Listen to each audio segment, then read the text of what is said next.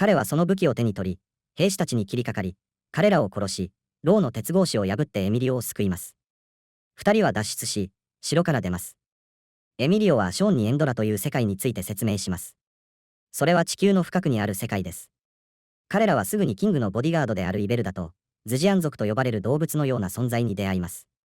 イベルダは彼らに襲いかかり、二人は武器を召喚して応戦しますが、ガードは二人の子供たちにとって強すぎます。全文表示私たちのチャンネルで